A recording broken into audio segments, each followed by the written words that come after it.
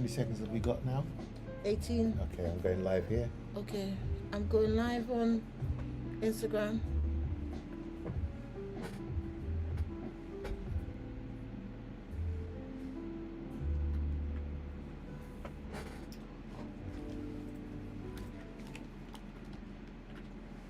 Oh, well, good evening, good evening, good evening. We are what, in season 16 still? Have we got to 16? We are 16. 16, series 16, episode 3. And today we've got a very, very special guest, and we're going to be talking about unequally yoked relationships. Are they necessarily unequally yoked relationships, Christian relationships, or just generally? Or is that one and the same thing? I would say one and the same thing. One and the same thing. Okay, so we have our special guest who is Valita. Is my correct? Valita, yeah, that's correct. Valita Smith. So Valita is here. She's an author of a book, An Unequally Yoked Marriage. Yeah. Ooh. So I hope you've got the kids in bed, and I hope you've got a glass of something nice and cool, and put your feet up. This is your time. Have some me time, and we're going to have a conversation for the next couple of hours after dark. Unequally yoked marriage. We're going to discuss that. So good evening, Valita. Good evening. Good evening. Good evening. And we also have the usual suspects. We have Charlie.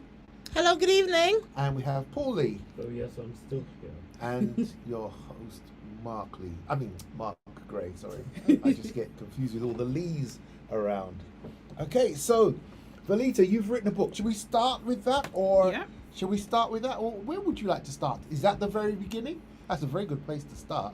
The very beginning. Yeah, we can start right at the beginning if you Okay, like. we'll start at the very beginning because that's a very good place to start. You can tell us a little bit about your book. How comes you came to be writing this book? Well, if I'm honest, I wanted to just air out my frustrations and how I felt, my Ooh. emotions. So I did that at first, Mm-hmm. and then by the time I finished it, I thought, oh, this could be a book. Oh, you were just So- like writing a journal. Yeah, I was or just writing a something. Yeah, journal, yeah, just yeah. letting it all out. Uh-huh. And then I just thought, yeah, this could be a book. This is nice. So then I prayed about it, fasted about it, and yeah, I just put a brainstorm together, and then it was coming together quite nicely. So I did about maybe 3 drafts, and when it did come together finally, I was just like, yeah, amen, this is good, and excellent. I would love for this to encourage others. Well, as per usual, we'd love to have those that are listening in to text in with thoughts, questions, observations. And the WhatsApp number is 0745 964 2898. That's 0745 964 2898. Okay, so to begin with, what is an unequally yoked marriage? What is that? What does that mean? Well, I got it from scripture, so I'm going to read the scripture first. Okay. So it says from 2 Corinthians 6:14. Oh, look at that. Oh, you got it there? You read my notes. Amazing.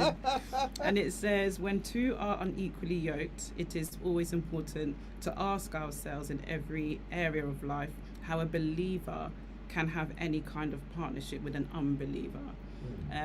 So my perspective is an unequally yoked marriage anyway is not just having, I would say, disagreements on a normal day, but it could be that you don't match up financially, you may not match up when it comes to your values or beliefs.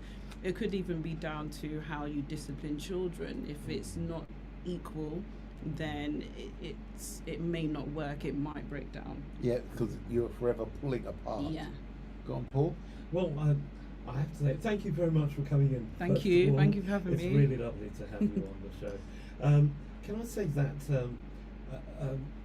maybe this is a kind of biased view, but Okay. I've grown up with this idea Mhm. that, and you sort of refer to it in the end of the scripture about being a believer. Mhm. I've grown up with the idea that to be unequally yoked, you've got like people from 2 different denominations Mhm. that might be coming together, and they don't agree on Okay. certain things biblically and whatever. Yeah. So that's what I've kind of grown with. Mm. But we're talking about marriage here. So I'm assuming we're talking about two people of the same faith. Well, in my instance, I was of faith. I was saved. I would say I wasn't a practicing Christian at the time, and my ex-husband wasn't saved, wasn't a Christian. So I guess it was unequally yoked in that sense of two different faiths, or one with faith, one without. And he was of no faith. No. Okay. Yeah. So I guess that's probably where it got quite tricky. Can I just ask for a little bit more of a definition? 'Cause when you Okay. say he was of no faith, was he openly agnostic or openly or was he like, I believe in God? He believed in God, like he went to church and everything, okay. was taken to Sunday school, etc. But yeah, as growing up, he joined the Rastafarian faith. Mhm. So yeah, that's where his belief lied. Yeah. Okay. So, but going back to Paul's question then about people of different faiths. Yeah. What about what? So for me, I always took unequally yoked to be not necessarily about faith, but really your belief systems. Mhm. So I guess that would lend itself to your church faith, the faith of where you go Yeah. to church and what you Yeah. believe in. But I don't know that I ever thought of it in terms of how we'd bring up the children or things like that, or I would believe in homeschooling, but you would believe not in homeschooling. Yeah. Would that be unequally yoked as well? Because would you know those sorts of things going into a relationship? Well, maybe not necessarily. I think maybe if you've not had children before, then it could be that when you do have children, it might be now all of a sudden one believes one thing, one believes another. I have children. I've got 3 children. So I guess there was some times where I would agree certain things, and then it wouldn't be the case on the other side, and I would say that would Okay. come to discipline. So yeah, I just And and you'd say that is unequally yoked. The fact that because what I'm trying to figure out is where does just having a disagreement stop and being unequally yoked begin? Because I think of many situations in my faith, two people of the same faith, my faith, and I would look at them and say, but you are unequally yoked. So just being of the same faith, I can imagine 2 Rastafarians, 2 Christians, 2 Muslims, 2 Jews, whatever, could still be unequally yoked. I feel. yeah. I feel. Okay. So just a little bit more about your book. An unequally yoked marriage. Yeah. And we're going to be talking about Unequally Yoked Marriage by Velita Smith. How can we get hold of the book? So it's on Amazon. Okay. And it's available via paper copy or hard copy or Kindle. And literally, if you were to just put in my name as well or the title, that's how it will come up. I've also got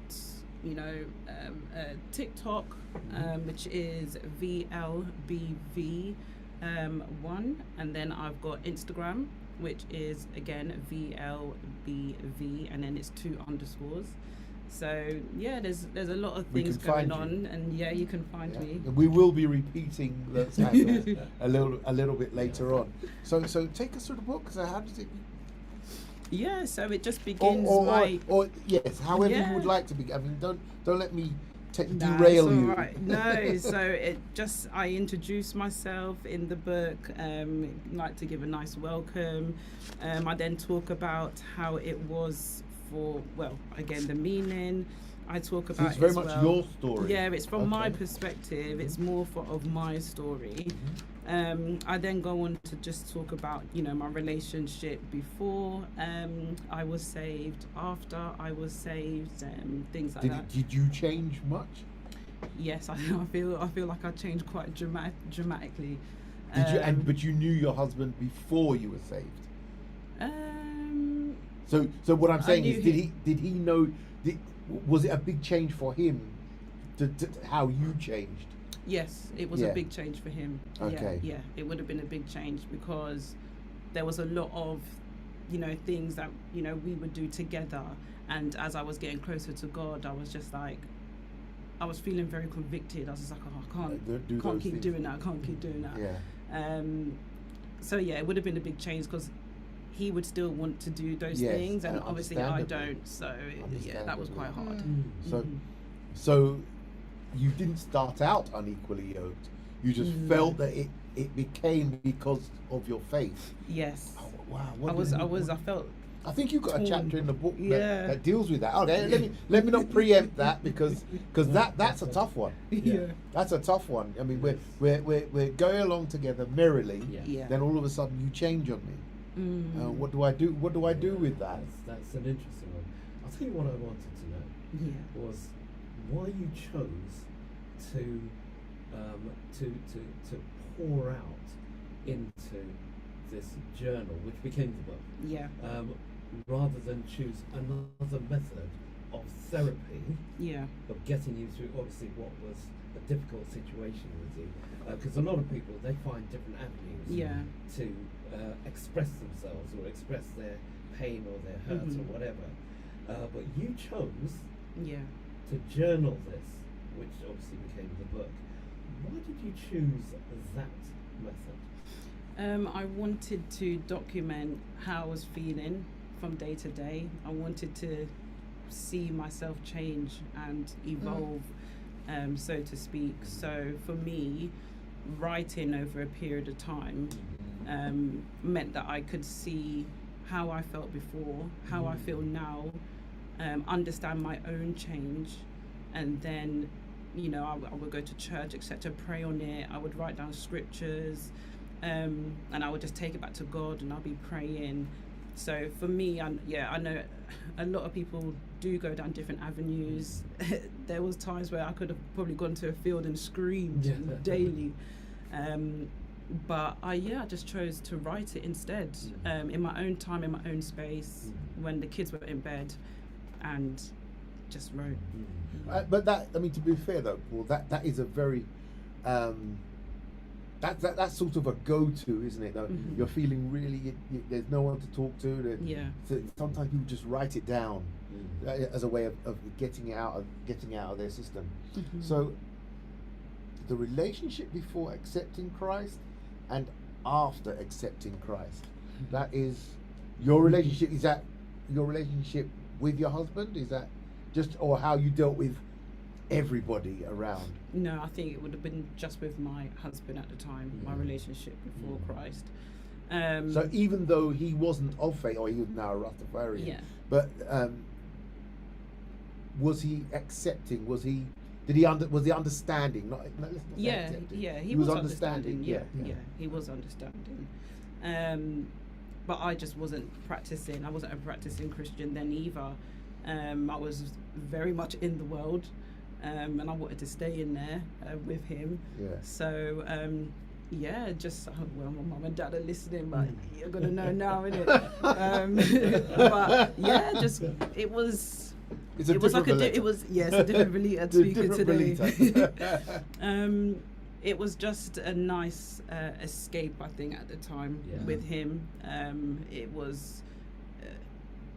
wasn't reality, so to speak. I grew up in church, and there was times, especially when I was with my grandma, bless her, and I would feel quite forced to go to church, and everything was just very church related. And being that young, I just wanted to be out there in the world. I didn't want to go to church.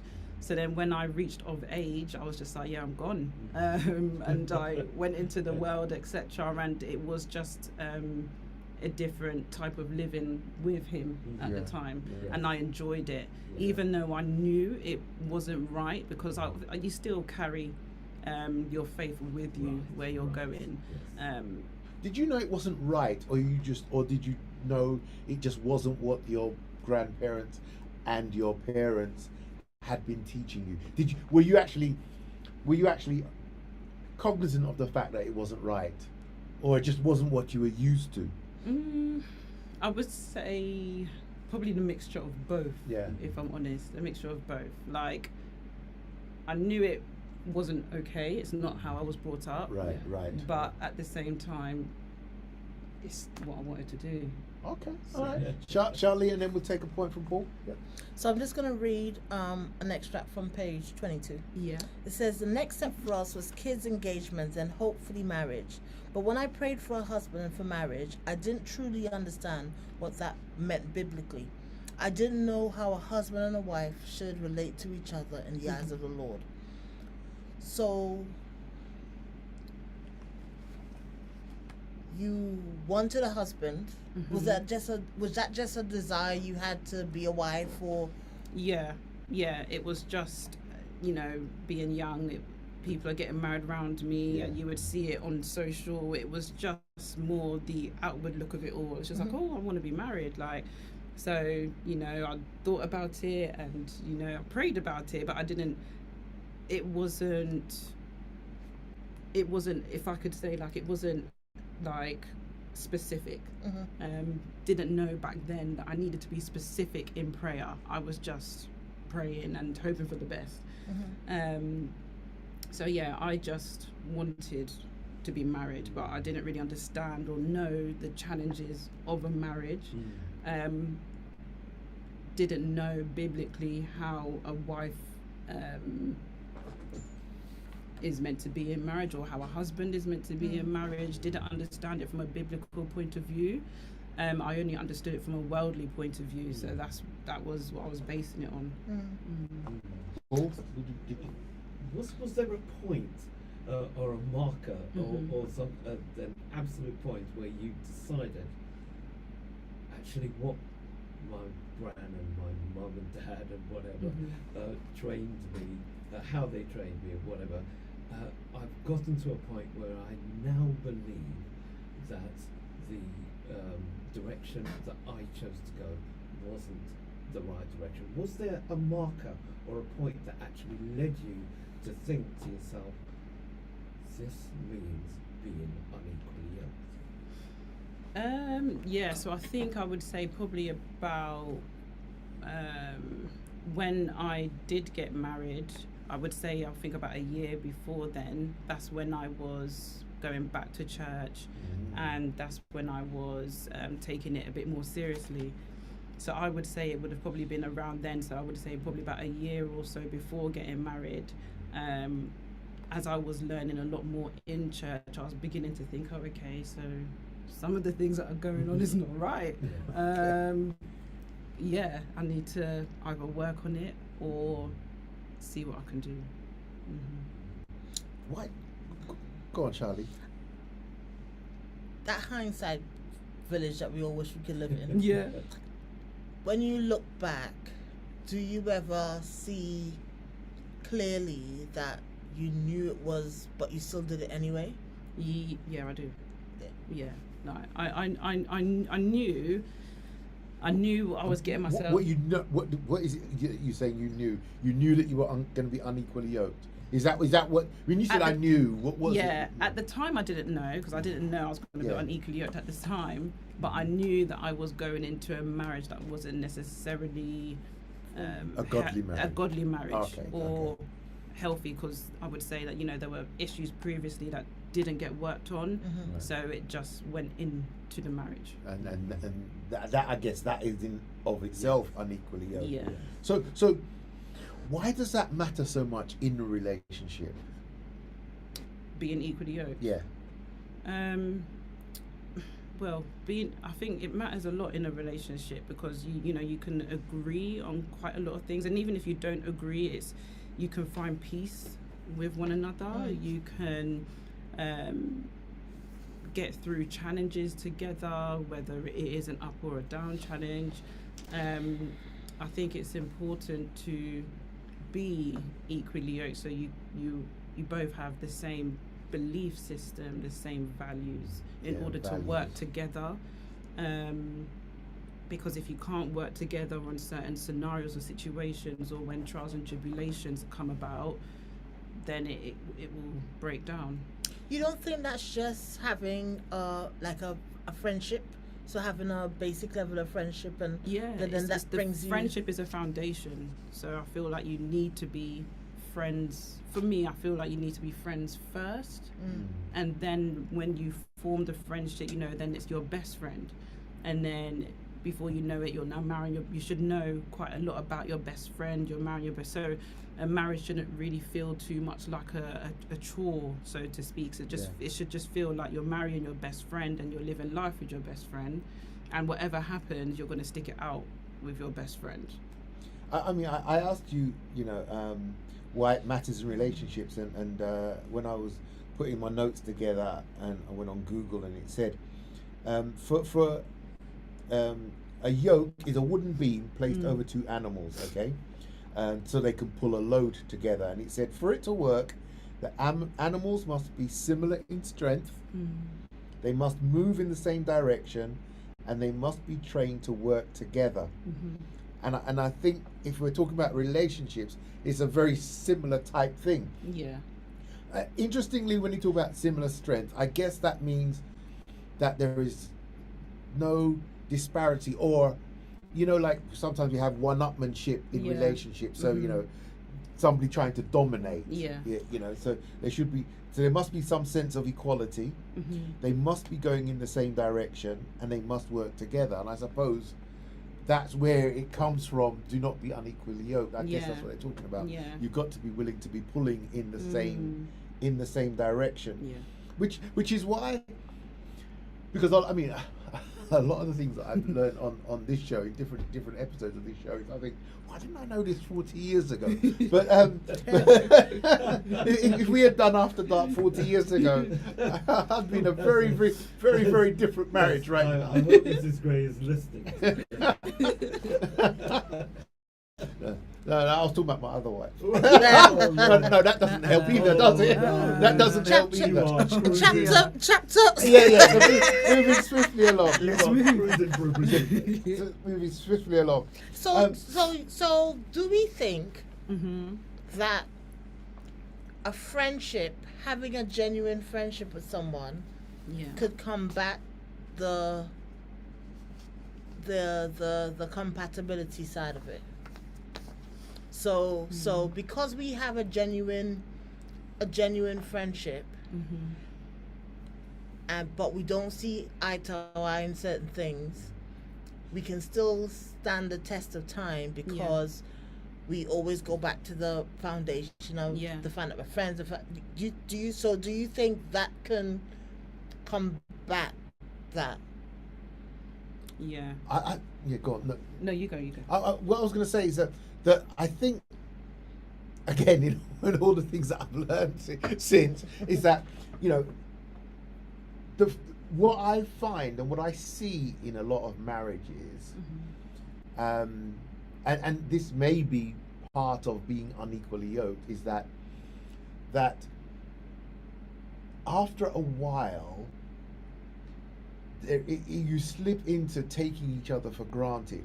You slip into this almost a very comfortable mode, maybe a disrespectful, disregarding, selfish, all of those sorts of things, and that could be from people that were really good friends before, and others that sort of met, at a party, and then developed a relationship from then, and without much foundation before that.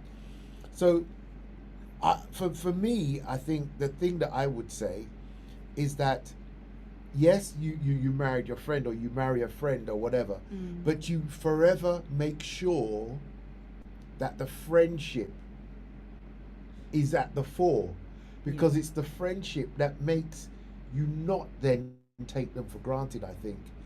I think it's easier to slip into taking someone for granted if your first thought is not that they're my friend, but your first thought is they're my partner. So these are the things I expect from my partner. That's what you think of first, rather than my friend. How would I treat my friend? Because there are times where I've caught myself, or I might have been in reflection after saying something, and then thinking, good grief, I would never have said that to my friend. Yeah. That kind of thing, you know. Even if it didn't develop into an argument at the time, just in my own self-reflection, you know, it feels. I'd never say that to. And then I might then think of a school friend or a da-da-da friend or a church friend or any kind of friend. If I just put that in my mind and we were in a similar argument, I would never have said that. Yeah. So I guess there is stress from living. I mean, it's one thing for Simeon come live with me is two different things. But So another question. Sorry, I know you. So to add to bolter on, then, can you start off being equally yoked? oh, I know where So she's you going. marry someone, I know and where we she's going. are, and then it shifts within the context of in your marriage or after 10 years, and what happens then? Is she on chapter 12 before I know. before we haven't Sorry. we're on chapter 2? Sorry. No, because you know what I'm thinking. Yeah, no, it's true. We're It's true. okay, so Yeah, we're friends. it's We've true. got the foundation Yeah. of a friendship. Yeah. Where you know what I mean. We're and even like we're all doing the same things. Yeah, Everything we is believe going the same great. things. We believe yes, have kids. Yes, and we're gonna No, homeschool them, and we're gonna whatever. and we're all The and bills then and all of that. something Yeah. happens because sometimes it could be something like Life changes. a death of a loved one. You lose your Yeah, job. finance. You know what I mean? Finance, Sorts, some, you know what I yeah. mean? Anything could, and it doesn't have to be stuff dramatic like they had an affair or it doesn't have to be anything. It could be literally they lost their. I don't love you anymore. No, but it's like you lose someone. No. That doesn't come from just. That doesn't go. That's deep. That's it. How did you get there? No, I was just trying to ride with Charlie there. You know, when but I did was that right. start? But it's like something happens, you lose your job. Let's use you lose your job. Yes, so like you you come home one day and you've lost your job, and all of a sudden that shifts something within you, and then the person who you was always this. Oh, we had a guest on like that. Remember, and the husband had lost their job, and she then was the breadwinner. Remember the lady that we had on once, and something shifted because all of a sudden he wanted to stay at home with the kids, and she was like, no, that's not the role. Go. Yeah. And then before you know it, the that shifted the equilibrium within their. Yeah. I see it because you have So started off. How does that become unequally yoked? That's the question. No, because you change as a one of you Yeah. changes as No, a but- person. But you can change. Uh-huh. But that doesn't necessarily mean that you become unequally yoked. So my question is, how does that make two people become unequally yoked? Because one starts to drag the stronger one starts to drag the weaker. They start to fight against each other and they're not working together anymore, and the work becomes inefficient or impossible. So compatibility. 0745 964 2898. That's 0745 964 2898. We're talking with Velita Smith about her book, and the title is An Unequally Yoked Marriage. An Unequally Yoked Marriage. And that's a good question because we've got to the point where we're saying, you know, we're trying to put everything, all the steps in place in the right order, and we're equally yoked, we get married, and then after a while things change. Then what? Sorry. So before you answer that, she's going to ask you something else. No, because I think if I'm listening to your story, Yeah. you started off, and I know you went from in a relationship to being married, Yeah. but actually, where you both met each other in college, you were the same. You know, he was bringing out the best in you. You were bringing out the best in him, and you know what I mean. You both were on the same trajectory. Then something shifted inside of you that drew you back home to Jesus, and that changed the trajectory in terms of, because the things you used to enjoy doing together, now that hunger and thirst that you had for it is now gone because you don't want to do I had this. for the world was just like no. Yeah, just what. Yeah. No, hunger I had honestly, for the the world. hunger I had for the world, I was world. just like yes. We could take 2 hours to unpack what does the world mean. But The hunger I had but for you were an adult. Yeah. It wasn't as if you had somebody looking over your shoulder and telling you what you can and cannot do. No. So if it is that you had chosen to go in a particular direction, it wasn't anybody to stop you from doing that. So that hunger for the world in inverted commas and whatever was down to you. Yeah.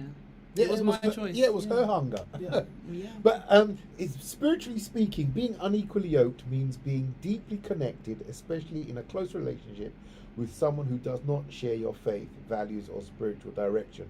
So even if they are appreciative or accepting, you're still unequally yoked, even if they don't give you a hard time about it, but they don't share it. Yeah. They're not part of that journey with you. So you're still already unequally yoked. So what do we do if we start off in the same direction, equally yoked, and then as Charlie says, something happens, and then we no longer, we're deeply connected in a close relationship, but we no longer share the same faith, values, or spiritual direction. What do we do? So I think communication is a big thing. Yeah. So first of all, you need to communicate, like, why has it shifted? What's happened? Can you let me know what the shift was? They may want to say, they may not. And, if that's not the case and they don't want to speak on it, then you've got to try and go out and look for the help. It could be you speak to a friend. It could be you go to the church and speak to a pastor. It could be counselling. I think that there's different ways that you can try your best to rectify it and bring it back again.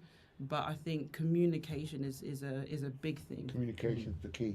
Because it's still your friend. I mean, you've changed certain things that you believe, but it's still the friend. If we started off as friends, it's still the friend, and there must be a way to navigate that, I think. Charlie was looking at me like, no, there isn't. no, but then I guess it's that whole thing of, but do you want to? Because you're now looking at a person, and I'm just trying to bring it away from your story and just bring it into a general story in terms of, so we met, we married. At the time we married, I liked something, or let's say like, I used to eat meat. Or we both used to eat meat, and then all of a sudden I go on this journey. Now I don't want to eat meat, and I'm telling you, but you're not gonna cook your chicken in my pot. And you know what I mean. But I'm now changing the narrative of, because something like, I'm now accepting Jesus as my personal savior. There's gonna be things in your home that you know what I mean, like sometimes like people want to burn incense or whatever. Like that's something that you may be like, no. We can't be doing that in here. So you're pulling apart from each other, just in day-to-day things. And like, you know what I mean, the things I might want to wear, I don't want to wear that anymore. The thing that used to make you know what I mean, when you see me get excited, I don't want to put that on anymore, because I don't want that to be my identity or how you see me. So you're changing. Someone doesn't want to change with you, or doesn't want to be on that journey with you. So now you're automatically in two different camps. And now you're facing a decision in terms of, do we continue combating? Do we start sleeping further away from the bed till somebody drops off? Or do we then say, well, this is just not working anymore? Well, I think Velita said it earlier. The first thing you do, and I think you might have a comment there. The first thing I think you do is the communication. Yeah. Because if we go back to that, we're building on a friendship. If we go back there, if you are really my mate, if we're really a friend, then the first thing I'd say, we've got to figure out a way to navigate through it. Because I heard you say, I know you used just an example, well, you're not cooking meat in my pot anymore. But immediately that statement is in and of itself antagonistic. I know it's just an example, but as opposed to, okay, what are we going to do until we can afford 2 pots?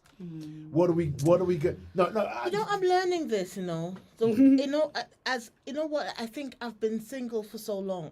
Yeah, that she's thinking, what 2 pots? No. But you know what I realize is that I have to relearn the way I speak to and communicate, because that is key. And you said communication is key. Yeah. Because you know what, and because of who I am, and what I do, and how my portion of my plate, I operate in a certain way. So, and I realize that when you're operating when you're working Be like with a me, myself, and I. Yeah. so when you're working in stealth mode and you're just doing because it's just, but when you have to share that load with someone else, and then you have to actually stop, and I have to say, okay, let's talk. There's a pot here. Charlie just thought that was ridiculous. No. Stop using the pots. But actually, no. But because it's weird, because I was having a conversation with a friend of mine that's male, and he was saying something to me, and he said, "Charlie, no, you have to rephrase that, because you can't just say it. You have to. It's how you say it. Because if you say it the way you want to say it, you're gonna rub somebody up the wrong way." And I'm like, Lord have mercy, because I'm like, That's how I feel. I'm like, but that's how I feel. They need to get it. And he's like, no, Charlie, that's not how you communicate. But as I said, because I've been operating as I'm operating, it's like I have to then like. But let's say you meet someone tomorrow, right? You don't. In Jesus' name. Amen. Amen. 89 billionaire, no Mexican, yeah. Let's keep going. Let's say you meet someone tomorrow at the church convention. Who's a billionaire, no Mexican. Yeah. wherever he is, wherever it is, no matter what. As long as he's 89, he's a billionaire. No Mexican. Right. 89. That's what she said. You didn't hear her. Yeah. She wants his. I'll tell you She off wants. it. She wants his billions. You want an 89? Yeah, because he will pop his cogs. He is referring to a story of the past. There was a model called Anna Nicole Smith who did that very thing. Yeah, but That's not what I want. Charlie's referring to, That's not me. That's not what I want. Charlie's referring. My name is not Nicole on this show tonight. Yeah, no, We want to hope that he comes He tired. didn't like yeah, He needs to come tired. Hallelujah. And unmovable. I know. Guys, I was making a point.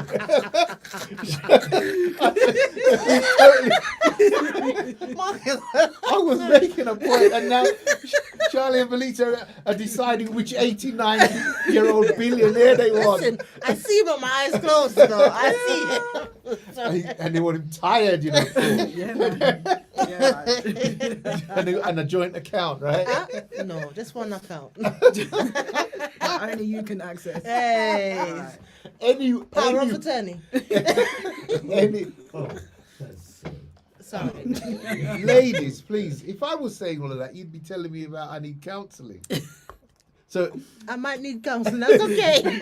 I can afford it now. Anyway, Charlie. So Charlie, and all because I said Charlie meets somebody tomorrow, you know. But anyway, okay. So Charlie meets somebody tomorrow. But Charlie, those ways that you're saying that you have, those traits that you're saying that you have, if you meet them and you're going to start developing a relationship with them, then you will learn how to. You will learn how to do those things. You will learn how to share. You'll learn how to navigate and speak, and because you meet them, you become friends. You have a relationship, so you will mellow, and I guess for the person that has been single for a long time and then meets someone and decides I'm not going to mellow, they're already they're starting the relationship with one hand tied behind their back. Yeah. They're not equally yoked. They're not prepared. They say, look, this is how the York steer. You know, so you've got to, once you meet the person and you start to build your relationship, you build your friendship, build your relationship, then you're going to get into a situation where, you know, we can discuss the pot with the Yeah. meat in the pot, even though I've given up meat, etc. You know, you and I guess so. It's communication and being part of the friendship. Go on, you've got. Yeah, no, I was just going to say I agree. It's finding the balance, isn't it? Yeah. Because that's the definition you gave for the unequally yoked, when it's on the animal's back, they're balancing. So Yeah. when the balance is off, Yes. everything's off, isn't it? Everything does. So we have a comment that's Yeah. come in. It says, I find that, and this is from Miss Patty. Notice I didn't mention your name online. I find that the main change happens is when children come along. Sharing tasks relating to children becomes challenging in some marriages. One parent is left to do the majority of the work.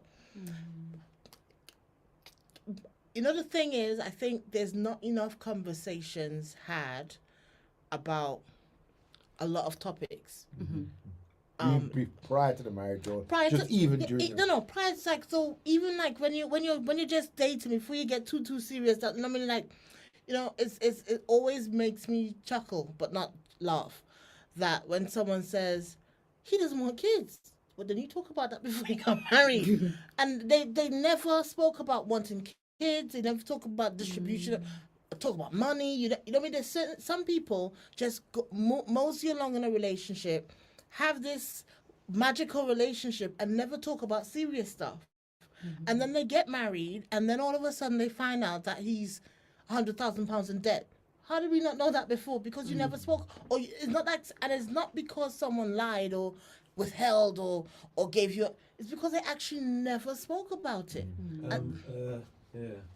If you're £100,000 in debt, if you are £100,000 in debt, there is some deception going on there. Oh, yeah. If you are dating someone and you're £100,000 in debt, I'm sorry, I cannot accept that as just not having a conversation. I believe. Okay, let's say that 20,000 in debt. It's deception. It is. I- And that, for me, is being unequally. That's a definition of being unequally yoked, because one person has been deliberately deceptive in that. You £100,000. Listen, I could tell you. Okay, what's- good. Say sorry. 20. I mean, No, we're no. saying 100 because it's a big Yes, number. but, Yeah, Yeah. but even 20.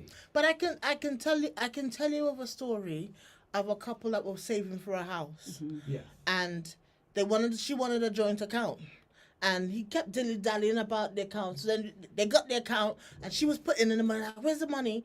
And then one day he broke down crying, and this was months after, and he said. It was only like it was only about £5,000 he was in there. It wasn't like it was 20 Yeah. or anything else, yeah. But he had this credit card that he had taken up, and he was like something stupid like gaming or something silly. He had but he never told her. And he was living paycheck to paycheck. So where she thought he could even afford to get to work, he was even struggling to get to work.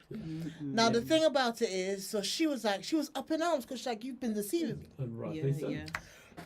Because they were looking at houses, knowing that he was never going to put this money in. But he knows. Him knowing, but Yeah. she didn't she understand had why no they weren't going idea. anywhere. Right. But in the end, because his parents didn't want her to break up with him, clear the debt, and then they just continue navigating life together. But Well, yeah, I hope that at that point, a degree of honesty came to fore.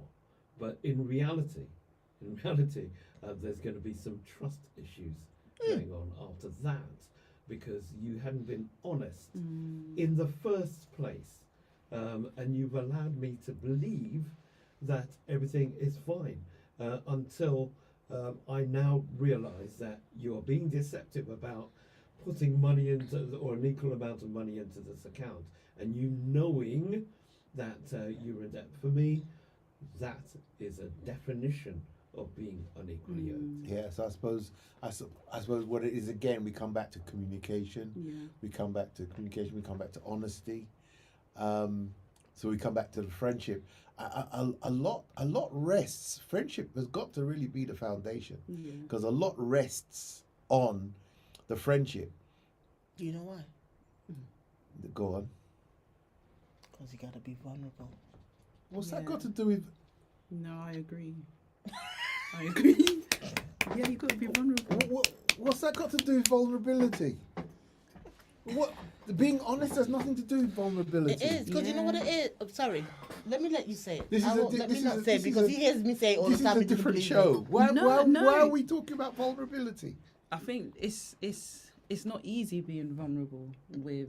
No, someone. hold on. We're talking about honesty. Is Yeah. that honesty or vulnerability? Yeah. They're not the same thing. Well, like you were saying, you've got to, in order to be honest, you've got to be vulnerable in Why? in some Why? cases. Why? Because Why? I don't. Well, if you're not honest, then No. what are you? I am honest. I'm not vulnerable. But do you feel free to be honest? Then? Yeah. Okay, then there's some people that may not feel free to be as I honest. can't speak for them. And if that's the case, He's not vulnerable, no. Not honest. it may just be harder for them to express, I guess, No, or no, to you speak see, up. Meaning that they feel quite We've had this vulnerable. for years. I Right. guess it, and we've kind of got there before. That it's a definition of vulnerability, and I think that the definition that I have in my head is different to the definition that you have in your head. So we're saying the same word, but we're not defining it the same. Because I'm 100% with honesty. Okay, 95%. But no. But that's hold on. Before I make my comment. Hi, Mark, who's on the Eurostar back to Paris tonight, saying hello to all. He said it was good Mark. to see you both today. And Mark, I wish I had seen you, but I was out in Peterborough. I did pass your message on, so that's why you can see us on the screen right now. Is Mark there? No, and then we have Patricia, who's letting us know that her name is Patricia, the one and only. Yes. And then Garth has said, or Gareth, depending which part of the world you're from, has said good evening all. So good evening, Garth, Gareth. So just to acknowledge those who have sent us messages. Thank you so much. And now I've forgotten the comment I was going to make. But, however, About honesty, we were It's got talking. something to Honesty do with and vulnerability. It No, must, but I- probably and trauma. no. She can work the word vulnerability and trauma into any sentence. even cupcakes. but that's what it is in terms of being able. Is that thing sometimes that you're ashamed to say? So, I've got debt. Because some people be like, "What do you mean you got debt?" Or some be like, "Okay," and then to be able to say I've got a debt, and then the question is, so what was the debt? No, why do you need to know what it was? I've got it, $5,000. Oh, well, that's a personal peeve of mine. I'm going to be honest with you because, especially if you expect our pot to contribute to that, you got to tell me what it is. I better know what it's for. No. And listen, I don't care. You tell me you had a fascination with toenails and you bought a toenail magazine and you're ashamed of it, but that's what it was. Cool. But if you're gonna keep it a secret, you can pay it by yourself too. Because I'm not buying pussy in a bag. I'm not getting involved in that. No. Evening. Let me ask you. Evening. Yes, and thank you so much for your definitions and things that we come through. And thank you also for being open in the book and sharing your experience. Thank you for that. Because a lot of people don't share their own experiences. So, but I wanted to ask you, in a circumstance like this, and you might be able to point me to a chapter in the book that might actually go there. In a circumstance like this, as Charlie has given you a scenario, but it's probably based on something that was real. Someone has withheld this information. Okay, that obviously is going to present a problem, and it did present a problem. Fortunately, there was somebody on hand to be able to remedy that problem on their behalf. But for a lot of people, there aren't these people to rescue them. So given that sort of circumstance where someone's withheld this information, and the other person is, you're a mother of 3 and you're bringing up 3 children and you want to go for something, and this is now going to hamper you and your family moving forward because this person has been deceptive in not telling you the honest truth or whatever. Is that in the realms of being unequally yoked? Yeah, I would say it is. I would agree that it is. Because you've got one person basically living a double life, and then you've got, you know, another person living the life that they think that they're living with this person, and they're not. So I would say that is unequally yoked. You're on two separate paths. That person's in a different realm altogether, doing whatever they're doing, and you're here trying to do the best for your family, especially the kids, etc. Doing the most. So then when so-and-so comes home and they're pretending that they've paid for this and they've done that, and we're saving for a house, and then you're getting really excited, and then actually, like you were saying in your story, they break down and they're crying, and you're just, you don't even know what to think anymore. You don't, and then the trust is gone. And don't cry, because you weren't crying when you were lying to Right, me. and that's my Charlie. thing. It's just like, Yeah, where's the tears coming from? Don't cry. No, It's because you've been caught. No, Yeah. because Cry when I walk through the door. Right. no, Don't you're cry, supposed to be don't cry. you're heartbroken. You've now taken an opportunity. I'm to heartbroken, not the person. Why is he heart? He's been doing that. No. Why is he heartbroken? No, because I'm now taking an opportunity to self-reflect. No, that's not being vulnerable. That's that's no. You trying to say vulnerable now? What of us suddenly want to be one of them? Yeah. Nah. You Yeah, see, you That's see. not vulnerability. No. It is. I'm No. reflecting and I'm thinking, oh, I didn't do the right thing. But when he got so far in, why let it go so far? Well, that's a mistake. That's an error of judgment. And yes, we're meant to forgive. The Bible Yeah. teaches us to forgive Oh, I and think forgive so. and forgive. Yeah, you can forgive, but some people may not forget. And then But Well, no, forgiving does not mean trust. That's the issue here. Forgiving, because yes, you can forgive someone for being deceptive or whatever. How do you then gain that person's trust, having been so deceptive? Well, I think you can, but I don't think the fact that you forgive them means I forgive you today, so I trust you today. I Yeah. don't think that. But I think you can gain back the trust. That's gonna take some if you time. don't gain back the trust, Yeah. if you say it's impossible to gain back, if one says it's impossible to gain back the trust, then I think they truly haven't forgiven. And something I'm trying to work on. I start from a point of trust.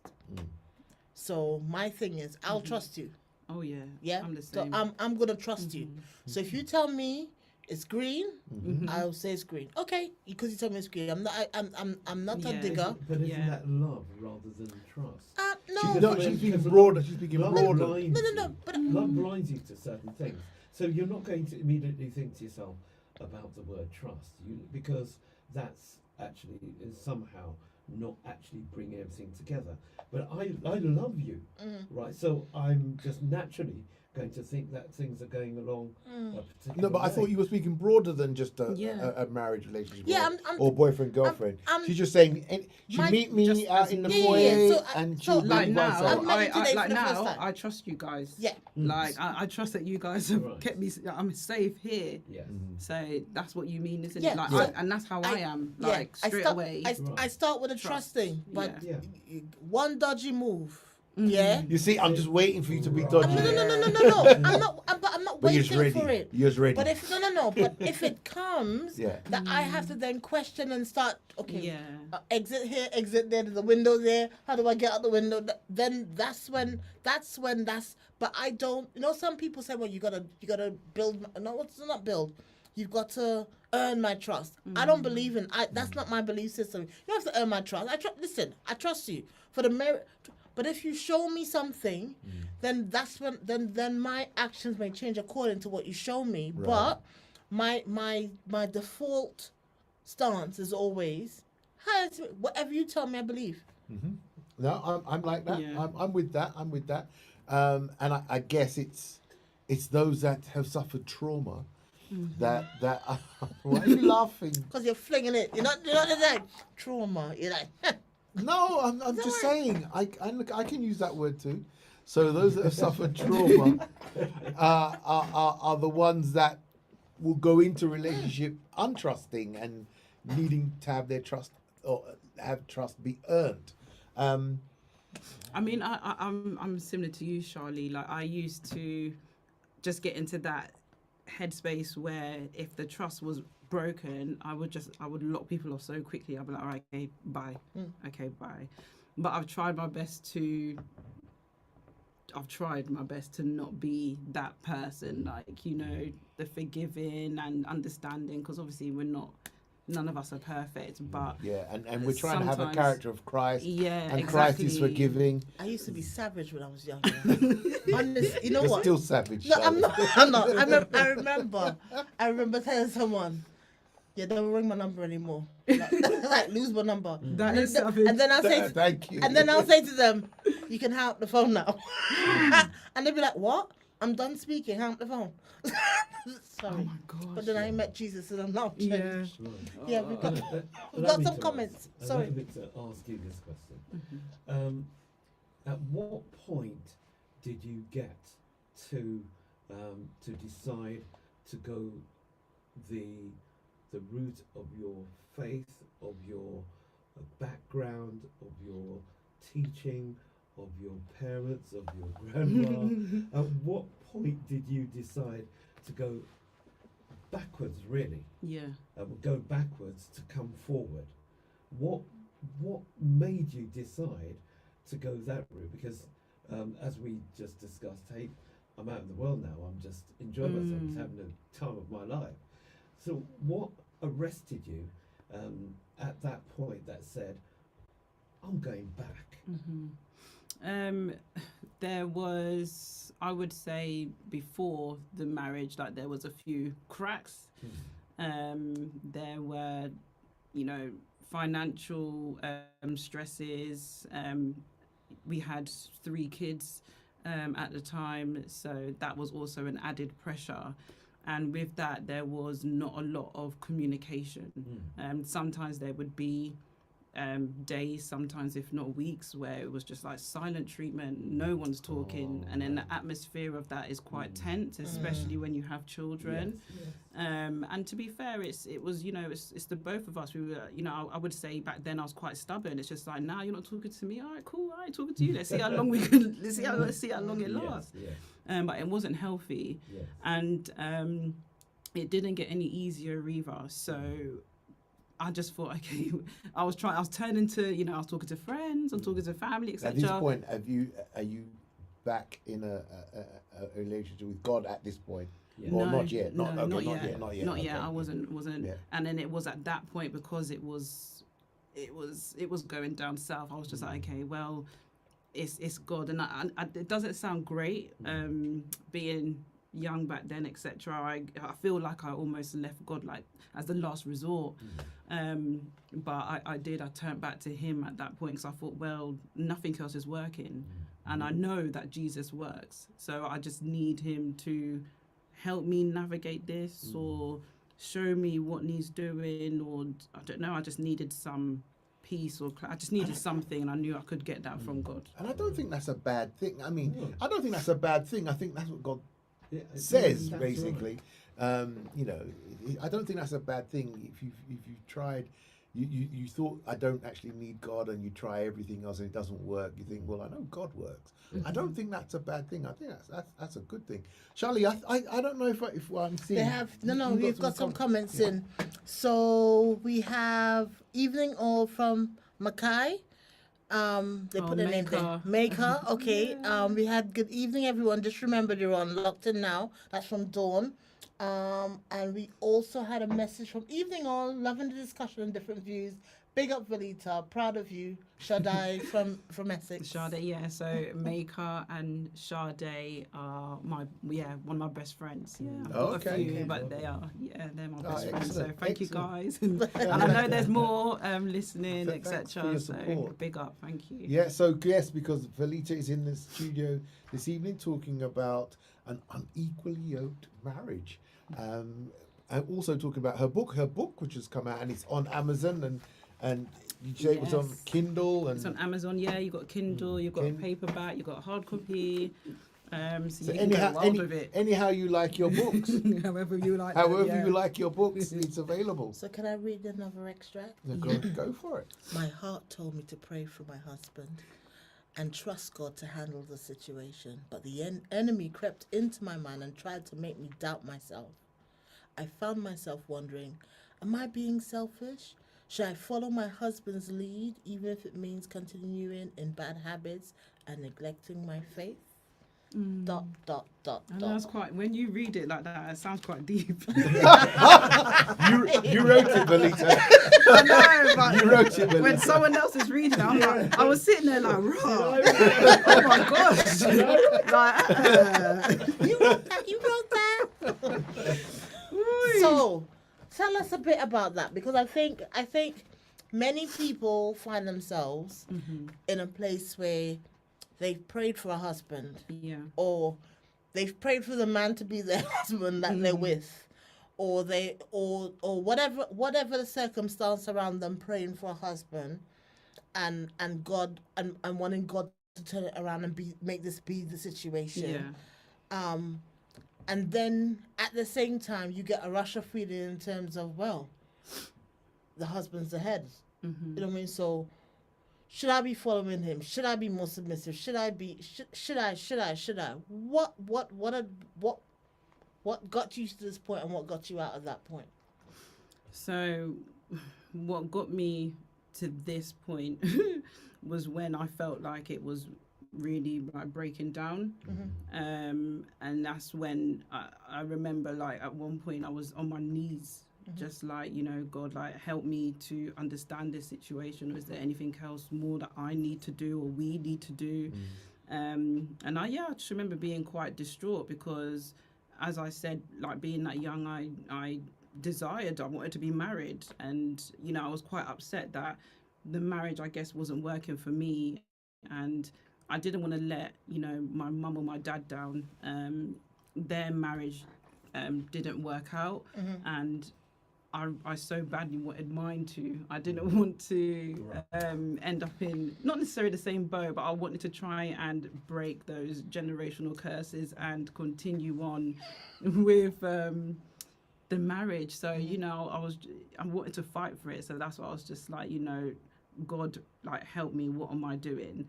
But then at the same time, I guess following my husband's lead at the time was also taking me away the things that we were doing. For example, you know, smoking weed, I guess the odd drinking, things like that.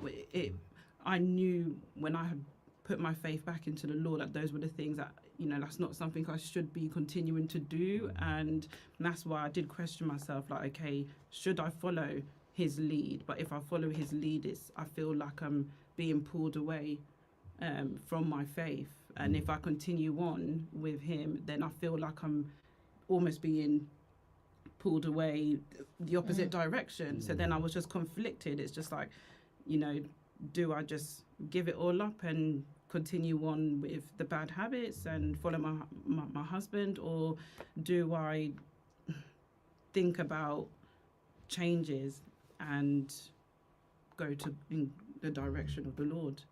Did you ever think of how he felt? Husband or God? No. No, I'm trying to follow. Yeah, No. Because you know, I think, and as a woman who's been divorced, Yeah.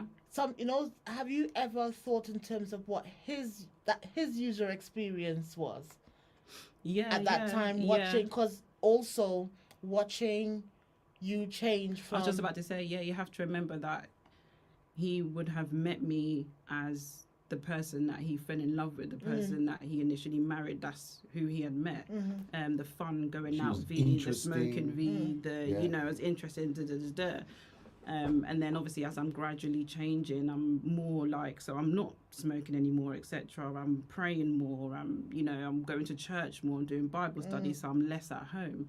So yeah, and I have wrote a bit in here where I feel like at the time, for example, you could say I was a comfort blanket, and I've almost taken that comfort blanket from him, and now I'm morphing into, you know, a different person, almost someone that he didn't marry, if that makes sense. So yeah, I did think about how he would feel, and I really did pray about that.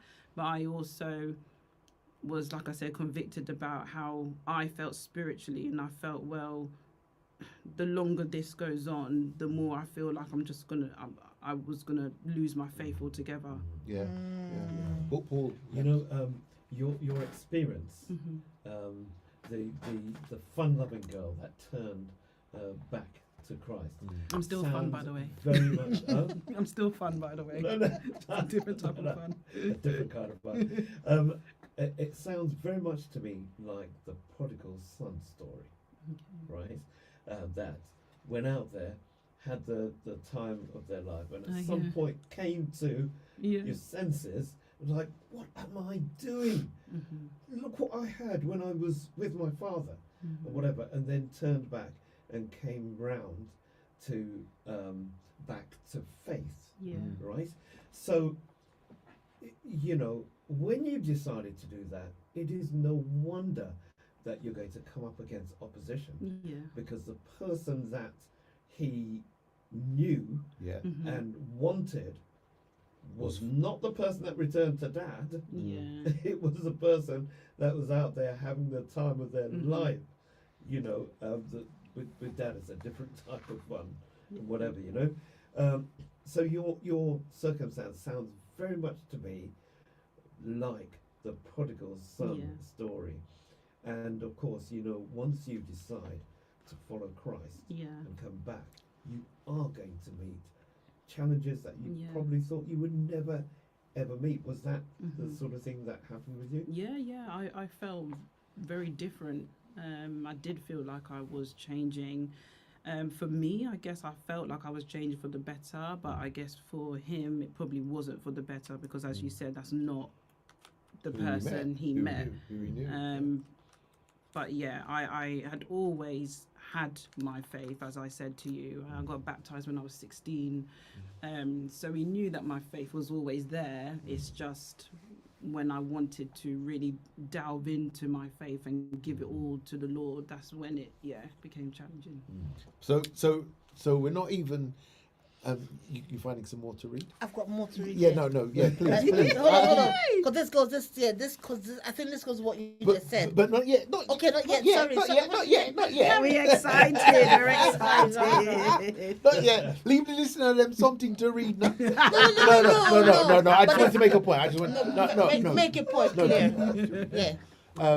No. So what I was going to say is that so what is quite clear to me, and I'm wondering if the listeners are hearing this or viewing it the same way, is that we don't have a situation here that we have a bad guy. We don't have a villain, a protagonist, and an antagonist.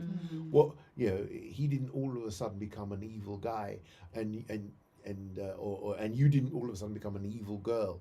What you actually found, because let's just say at the beginning you were equally yoked, but not with God, not with Christ.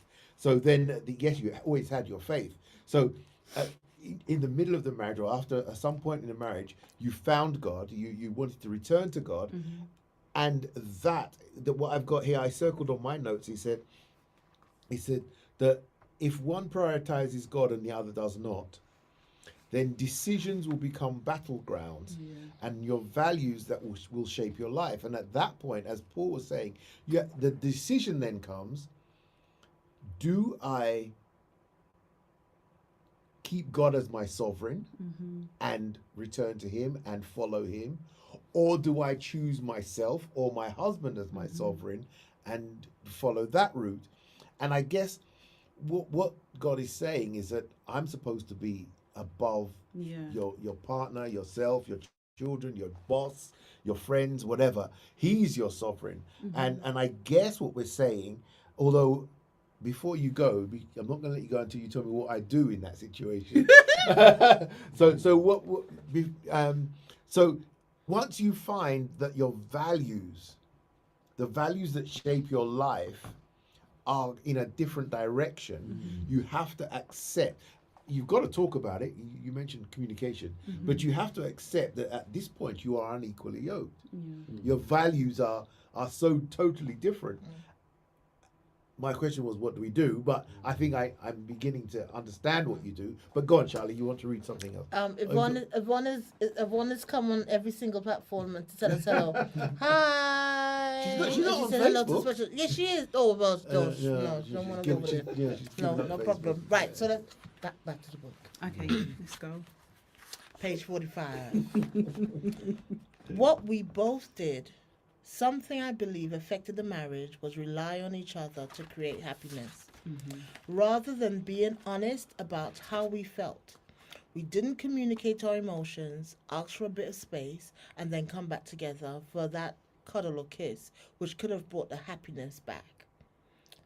Now, this is a very topical comment because, without pulling it away, there's two very famous actors and actresses, actress, my words out, Will Smith and Jada. Oh, you see, every week. Will Smith and Jada. And there's this clip that keeps circulating where when Will Smith is like, I'm not responsible for your happiness.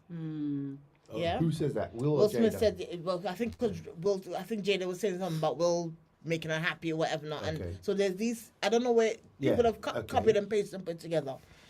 So it's that whole, something I believe about, we were relying on each other to create happiness rather than being honest about how we felt. So would honesty, I don't go on a tangent, but so does that imply that being honest would have created happiness? But no, let me let Over to you, Valita. Would honesty have created happiness? I don't know if it would have created happiness straight away, but honesty would have definitely made things a lot easier. Easier to talk about certain situations. And then when you move past that, you're then happy, if that makes sense. Right. So, yeah. But isn't sorry. No, I was going to say, so we're really back at the foundation of friendship, aren't we? Yes. We're back at the foundation of friendship because I guess with that foundation of friendship, and I'm using the word friendship, but of mutual respect and mutual regard, if we're at that, if that is our foundation, then all of these other things that we find that we may find insurmountable, at least we've got a chance to surmount them because we're going to communicate and be honest, as you would with your friend. Because many times, I think I've had about 2 or 3 arguments in the last 40 years with my wife. Oh, is that it? That's very good. Not being vulnerable. Trust me, every week. Every week. He's not being vulnerable. So hold on. I was making a point before I was so harshly I've run out of water, so I can't mind my business. harshly interrupted. No, but I was going to say, yeah, over the 40 years, I've had 1 or 2. I have to say, 1 or 2 arguments with my wife, and perhaps, and I'm really thinking that if what was at the forefront of my mind was respect and regard, those 2 arguments wouldn't have happened. It kind of lends itself to when we have the tell me a story we're talking about, and Paul Weeks' famous line, that whatever you do, just remember that she also is a child of God. Yes. And Yeah. and if even when the mist is descending, you remember that the person that I'm there talking to is a child of God. It shapes the discussion so much more. It frames it in a way that even if at the end of it we disagree and realize that we are unequally yoked, there is so much pain or suffering that can be avoided in that way. So I guess without the building on the basis of communication and honesty, you're in a bad place. You're in a sinking ship. But I think creating happiness is something totally different, though, because it's that whole. Do I need you to make me happy, or are we meant to be? I'm happy, you're happy, and together we bring joy. Yeah. But then Birth when joy. if birth joy. Hold on. It wasn't that quite creative and. Did you say birth Yeah. joy? Oh, we You're birthed happy. joy. We birthed We joy. birthed joy. See, Oh, put me in the next play, man. Put me in the next play. you can be in the next play. You can be in the next Because play. that's what I've been learning, to be fair, is that happiness is where both, if your cup should be full, and then the other person is then, it's like an added bonus, they're just overflowing your cup. Not necessarily like, so for example, your cup's full, mine's half full, you're now forever constantly filling me up, but then who's going to return the favour to you, so to speak? And then if I'm then constantly filling you up, you're now full, but I'm half, you know what I mean? So yeah, I think, happiness is very But you see, important. my problem with that. Oh, Paul, you got a point, so I'm going to let you come in a second. You carry on. And Yeah, then I'll my problem with that is that I can go and pursue my own happiness. I'm happy to pursue my own happiness, and my wife could go and pursue her own happiness, totally independent of each other. And do we really birth joy? I'm ecstatic. I'm happy. I'm over the moon. and she's there. She's over the moon. But never the twain shall meet. So how do we actually birth the joy? Because surely she's got to be reliant on me for happiness, and I've got to be reliant on her. But then the birth joy comes in the fact that as our friendship, we love each other's company. So in each other's company, our company is not about me tearing you down or me picking at you or anything else. It is. Yes, 100%. So actually, so I enjoy being around you, enjoy being around me, and because we're coming with two great vibes, because we're happy, and I'm not miserable about life. So because we're because we're coming with great vibes, that's how we're birthing joy. So we'll go out and people will see you in a corner and they'll just see you giggling about nonsense, and it's not like you're not tearing people down. What you're giggling, you're just giggling about life, or you're just laughing, or you're finding happiness in the things around you. And I know that's not realistic every single day, because sometimes, if you're talking about the big bill that just coming and someone's giggling back at you because they're full of joy, that's going to irritate you and you're going to want to punch your lights out. However, I think it's the fact that we're in this together. So actually, if you need, and if you need a little pick-me-up, because you can then say in your vulnerability, today's a hard day because of whatever not, and I'm there to pick you up. You have that friend that you can call when you've had a horrible day, and they will pick you up, and then the same way they call you. But if you call them on a day when they're having a horrible day, and then you're just digging a hole, and you both come onto that conversation, like, that's not, so that's for me, that's what birth and joy is. Yeah. When we have an interaction together, because I add value and you're adding value, we're just adding value into each other's lives. Yeah, no, I 100% agree with that. I agree with that. But I would stay. You can put. I have. Okay. Yeah. I do agree with that. But I guess my starting point was, if I'm just going to pursue my own happiness and she pursues her own happiness, and then we come together and birth joy, I think it's going to be quite awkward. But so I think the way I see it is that I should forever be trying to make her happy, and she should be forever trying to make me happy. I know I made you happy last week, so now you got to now you got to make me happy this week. And then we can birth the joy. Yeah. Paul. Sorry, Paul. Yeah. No, I wanted to ask about the 180-degree turn. He's on this. He's on this. No, how you found the I Lord. know. He's on this. How you found the He's Lord. getting me. Because it's the base of the book. Actually, it's it was the faith that turned everything around. I wanted to know if the decision to make the 180-degree turn was in any way shaped by your 3 children and their future. We know you talked about the difficulties that you've had and how you navigated all of that and the faith coming into it. But now you've got these 3 precious souls, okay, that you want to pour into and get them on going into the right direction. So, was their circumstance a consideration in that that whole turnaround? Yeah. It was definitely a big consideration for me. In and amongst what was going on, I could see that my children were not the same. It was affecting them. Being in like a home that I would say for me personally was just, there's quite a lot of toxicity, you can say the word.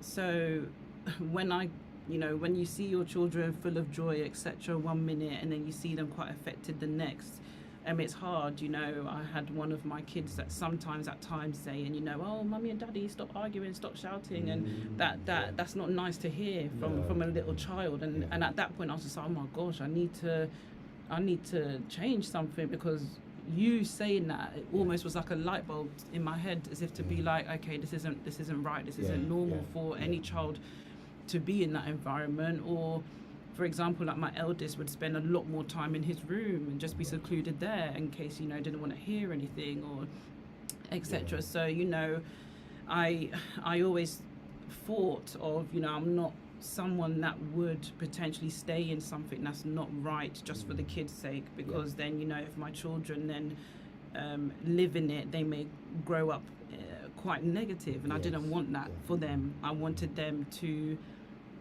try and live in a positive home in a positive way.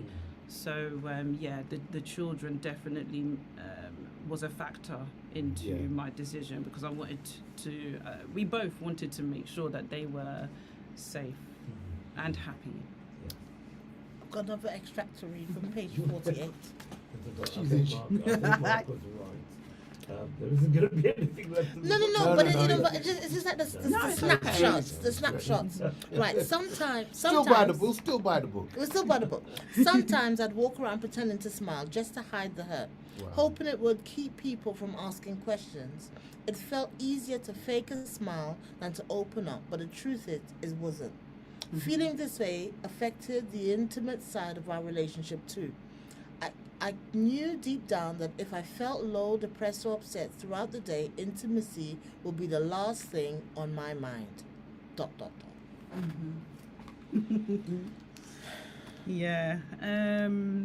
There was obviously times where I felt quite low in the marriage, and that would cause me to feel depressed or just feel quite sad. I didn't want to speak to anyone, didn't want to mention it. So I would go around putting on, I'm someone where it is actually quite hard for me to not have a face, if that makes sense. Like my face tells a 1,000 stories. Like we could be talking now and my face would literally tell you the answer.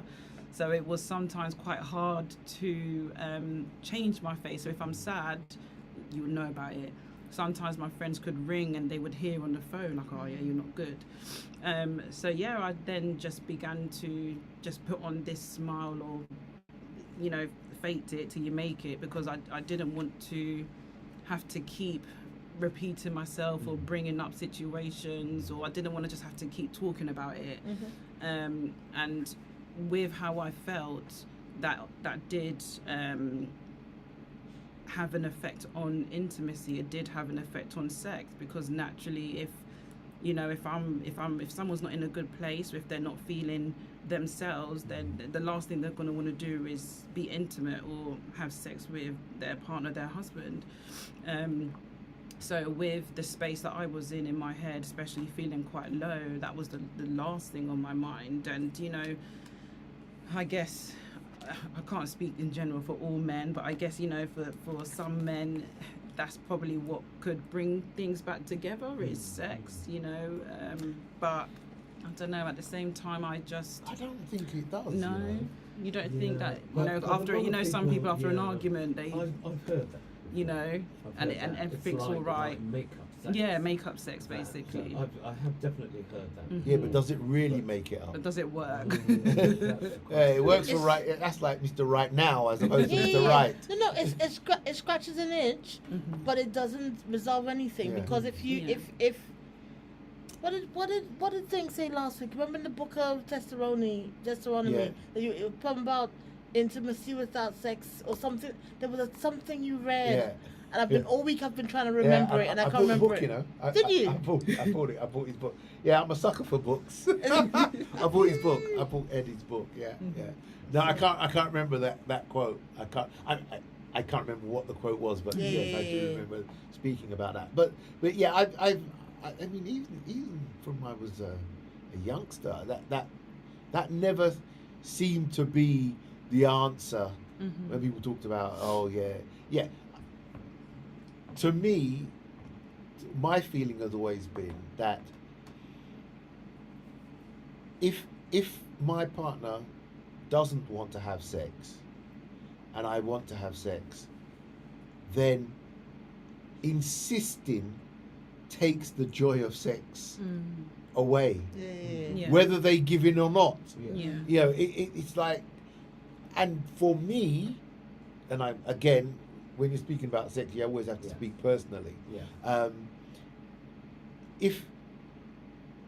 If you're, would you do that to your friend? Yeah. Would you do that to someone that you had that great respect for, that great regard for? Because then the insisting Right. seems to me that your thoughts are more selfish Yes. than serving. That's just how I've always thought of sex. Whether you're going to try and cajole your wife or encourage your wife or whatever, that's one thing. That's one thing. Okay. But then once she's, well, no, because I'm just not in the right place because we've been fighting and arguing and I just don't want to. Yes, you got to. You're my wife. You know. then all of a sudden, the whole point of it. You didn't mean it. It's completely gone. But you know. Oh, you now no longer feel like you're in a safe No. space. No, completely No, safe. but what I'm saying, Mark, is, Oh, is what dear. you're saying is correct. I mean, it might sound funny, but what you're saying is 100% correct. Yeah, it's true. It is sex. It is not love. Yeah. Yeah. That's Yes. what I'm saying. Because anybody that is insisting on something is doing so from a very selfish perspective. Yeah. They're not doing it with the other person in mind or their feelings in mind. And it might be to satisfy themselves, Yeah. but certainly not the person that they're making the demand on. Yeah. Yes, and I guess that's the point I'm trying to make. That it shifted from being an us thing to being a me thing. Yeah, you're right, because at certain points where we was trying to make things work, we've gone counselling, and through the counselling I was told that I had a barrier up for sex, and I think it's because, as you were saying, when you were arguing and fighting, and when you are quite low and when it's quite frequent, I had that barrier up where I just didn't want that at all. So like you were saying, where if there was intimacy, it was, like you said, it was sex, not love. It was Yeah. And then that made me feel dysfunctional. even more like, oh, so you Yeah. know, you're meant to be in love with me, like it's meant to feel like, but it didn't. And I think that in turns, in even more so, it made me not want to, so Yeah. gosh, yeah, but I do understand that intimacy and sex within a marriage is also really important, but when you do feel a type of way, for me personally, I feel it's hard to have sex when you feel a type Because of way. I would unpack that only for a minute.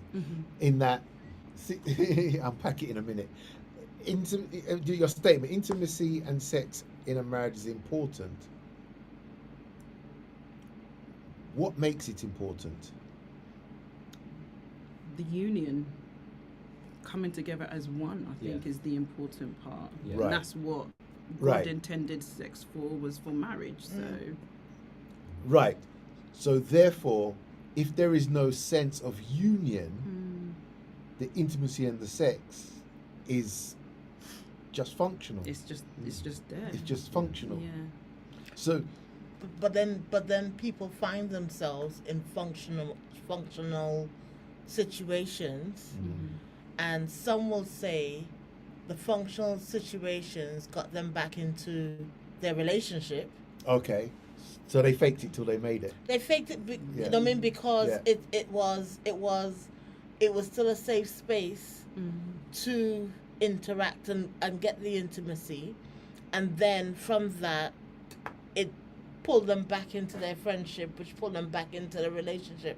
But then I disagree about pulling them back into friendship, because I was about to say, but that only worked because they were friends. well, there you go. Yeah, So, you know what I mean? So we were friends, and then it rekindled the love, but I then, suppose. But then that's what they say about. So that's why it's important to like your spouse. Yeah. Because when you fall out of love with them, if you still like them, that will help And you respect- fall back in love. Yeah. And that's the theory that they say that you should use. Yeah. So, can I just read a few comments in? So, Yvonne is on with us. Ooh, back to you, Jude.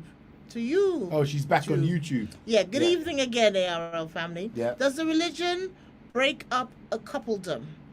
What is the partner just takes longer time to convert, especially in MRR? I don't know what that is. In marriage, maybe. Marriage, maybe potentially. Marriage, when both are bonded as one, after the vows have been done first. I need to catch up. Okay, so she's trying to catch up at the same time as saying. But the question is, does the religion break up coupledom? So if you were having two different religions, does that in itself break up coupledom? I know my answer is no, because I think that doesn't I think the concept that automatically makes you unequally yoked is not necessarily true. Well, listen to what this note says, and it's just a note, Okay. right? You can't stay neutral. You have to move. You're either going to move towards God or you're going to move away from God. So, right. So that's the quote. And again, as I say, I don't write these. I glean them from anybody that says anything on the subject. So anything on the subject. So I don't necessarily agree or disagree with everything that I just pull it down from Mr. Google. Mr. Google. And so this reading this, I would think that it's saying that not religion necessarily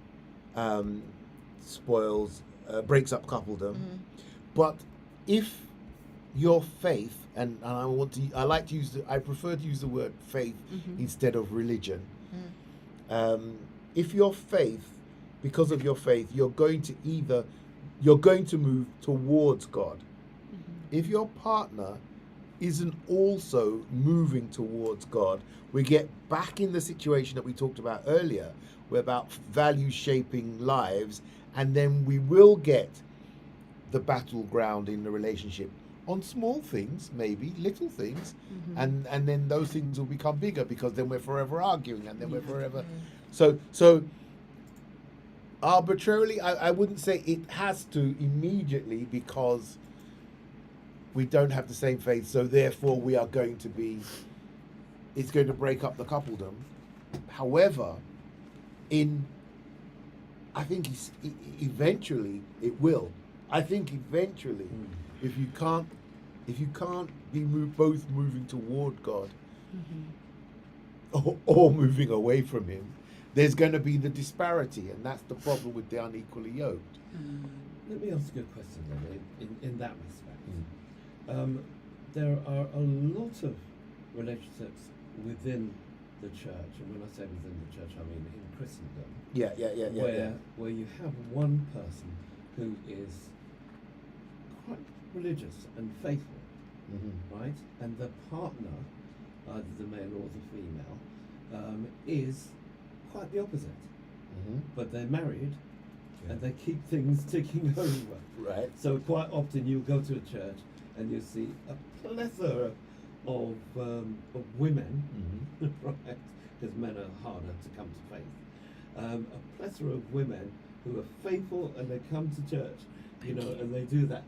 But their husbands are either at home or, I don't know, down the bookies, or I'm going to say at the betting shop. Yeah. How does that actually work? Because in some respects it does. And I think there's one thing I have really learned tonight, that if you marry your friend and you continue to respect and regard them, a lot can work. And I think that's the thing. Mr. Brown will just have such high regard for Mrs. Brown, Yes. respect her decisions and whatever. Not for me, but I respect your decision. I whatever, and lets her and almost enjoys the fact that she enjoys church. Yes. Yeah. I'm so pleased that you get such pleasure from it. Yes. Yes. I might not, but I'm so pleased that you. And do you know how many times I've seen that same situation? Yes. Yes. And then eventually you see Mr. Brown. Oh, there's a baptism day. next week, Yeah. and it's going to be Mr. Brown. You think, what? I thought he was converted. He was never coming. Yeah. But I just was like, just that no, constant right. seeing the joy in Yes. Mrs. Brown, and him, because you could see the joy in her and Yeah. present it. Yes. Because there was another couple at the church, senior couple, Yes. that the man came and the wife never came. Mm. And when the man was sick, and people were saying, "Oh, I'm going to go around to Mr. Brown and look for him," the other thing, no. If Mrs. Brown, you go down to Mrs. Brown, she's going to kill you. Yeah, you'll be like, "What you want here?" kind of thing. Mm. So she not getting pleasure out of his Yes, faith. yes. But the other way around, when they get pleasure, well, that's their thing and they enjoy it. Yeah, because it just love, works. Yeah, Love is the order of the day. yeah, it just works. Right, It just it's rubs not off just on that. them. There's a mutual respect. Yeah. And there's love and whatever. Now it kind of reminds me of a story I once heard. It probably is fictional.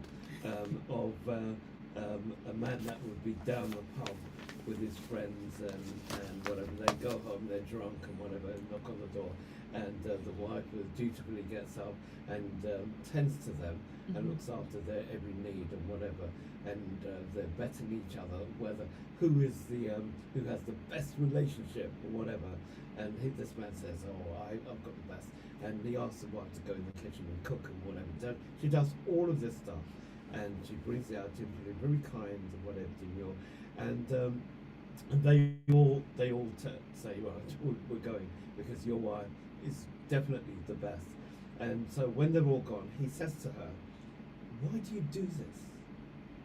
He said, I've come here with my friends, and you have been just so kind." And she said to him, "Well," she said, I'm going to heaven. I think this is probably the only heaven you're going to get. So I might as well give you your heaven here and now. Oh my God. Right. But it's As long as she says it with a smile.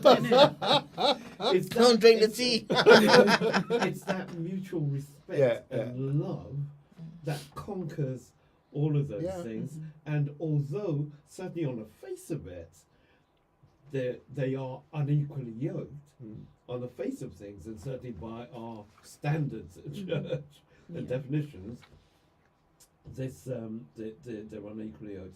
They make it work, and that to me is just absolutely incredible. It might be an anomaly, Yeah, but yes. it is incredible. Yeah, and the fact is that she continues to have regard and respect for him, that she can even do that and say and make that joke. Spiritual loneliness. Oh, before we get to spiritual Oh, loneliness. okay. Oh, Go on then. You want to read another bit of the book, don't you? I was. You know what? Because there was something that was said. No, and I found, and I was looking at the chapter about finding the spark again. And I just, because I think if you find yourself unequally yoked within your marriage, there's options. It's not always get out. It's sometimes is fix it, because you know not every, and that's one thing I'm learning to realize. Not everyone's love story is the same. Yeah. No. Yeah. So you watch Love and Basketball or whatever, Jason's lyric, and you see this beautiful love story about Love how and Basketball is a cracking film. Listen, but you see all those little lovely things that give you all the butterflies, and you want to find that man that's gonna do that thing, or that girl that's gonna do that thing. But actually, in someone else's love story, for example, even if it started similar to yourselves in terms of they were young loves, they went different directions because of whatever interest, and then they come back again. It doesn't always mean it has to end. It sometimes means you have to find a spark again. Sometimes it means you have to redate each other again Yeah. or start again, and that sometimes mean, you know what, right, we haven't been intimate for the last 6 years, but we want to start this thing again, but I now need to trust you again, and it's, you know what I mean, so hi, my name is, and you know what I mean, it's literally like you, and I know some people think it's silly when you say, oh, date night, or let's date again, or whatever, but actually is the concept of, let's reignite that friendship to the point where when I see you coming through the door, I see you, Paul, coming through the door, I'm feeling butterflies again, and opposed to thinking, cha, Yes. you know? Yes. So, Paul. No, I was when I'm on the back of that, and the spark had gone out, and they're trying to rekindle this thing. One of the things to remember is that intimacy does not necessarily equal sex, because very often people think that, you know, we're going to turn the clock back 15, 20 years or something, and people have moved on from that sort of thing. We do have to understand that intimacy and loving someone and caring for them and doing things for them does not equal sex, and it doesn't have to. Yeah, and Right. and that's something I say all the time. Foreplay doesn't start in the bedroom. No. You know what I mean? It's that whole, the whole interaction, the whole day, the whole, I've woken up and made you a sandwich. The whole, you know what I mean? It's the little things that you do. So then, if it ends with a crescendo of an awesome night, then fantastic. But actually, if it ends with a crescendo of, we just sit down laughing while we're watching a movie, or we're just in each other's company, well, actually, that's the same. Is it endorphins? Yeah. The same endorphins that you release is the same one. You know what I mean? So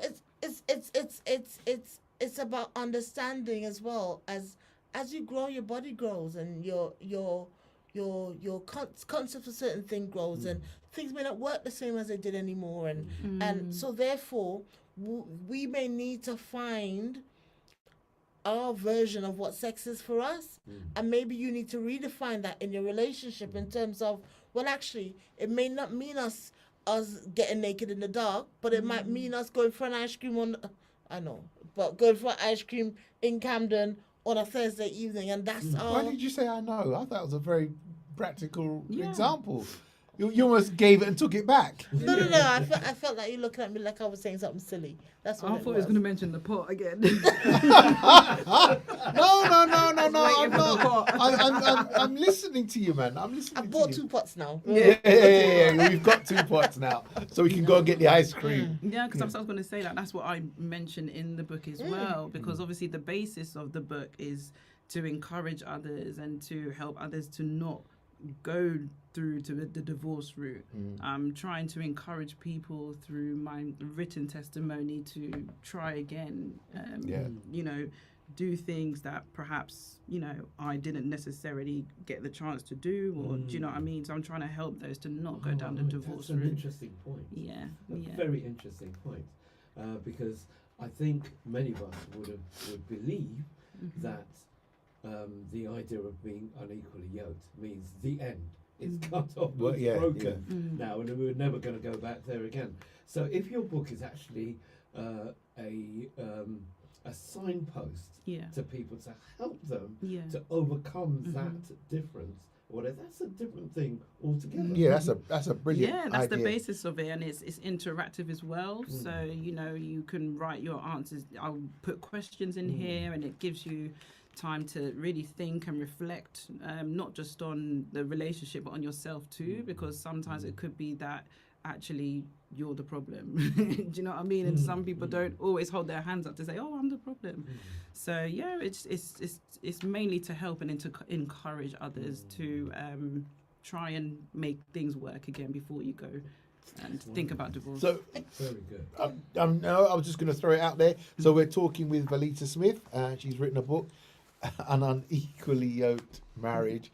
I was reading the title, and Shelley just pulled the book from in front of me. Sorry. From my eyes to yours. Yeah. It's from my eyes to yours. See, I didn't know that little tagline there. From my eyes to yours. An unequally yoked marriage from my eyes to yours. We've been spending it's nearly, but we've still got some time. But we're spending our after dark this evening talking about that, and finding yourself unequally yoked is not necessarily the end. Finding yourself unequally yoked just means it's time to do something about it.